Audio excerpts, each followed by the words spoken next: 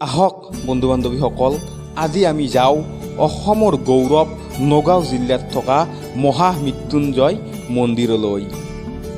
নগাঁৱৰ মহামৃত্যুঞ্জয় মন্দিৰৰ কাম 2003 চনত আৰম্ভ হৈছিল।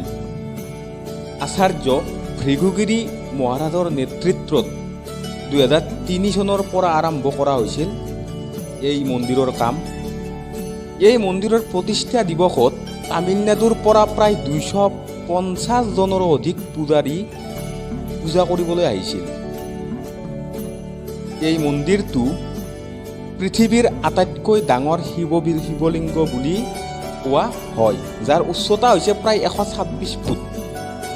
সঁচাই আমাৰ অসম ৰাজ্যৰ বাবে এই মন্দিৰটো গৌৰৱৰ প্ৰতীক।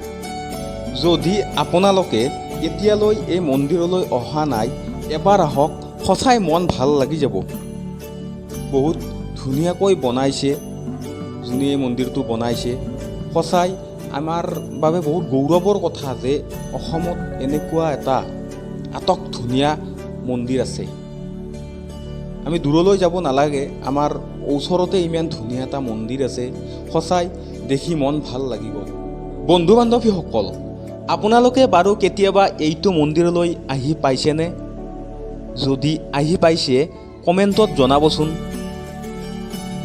আৰু আপোনালোকৰ মন্দিৰটো কেনেকুৱা লাগিল সেইটো কমেণ্টত জনাব। সঁচাই বহুত ভাল লাগিল আজি এই ভিডিঅ'টি। যদি আপোনালোকে চাই ভাল পাইছে এটা লাইক কৰিব, কমেণ্টতো আপোনালোকক জনাব দিলোৱে। লগতে চেনেলটো ছাবস্ক্ৰাইব কৰিবলৈ নাপাহৰিব। মই এনেকুৱা আৰু নতুন নতুন ভিডিঅ' আপোনালোকৰ ওচৰলৈ লৈ আহিম। আজিলৈ ইমানেই, ধন্যবাদ।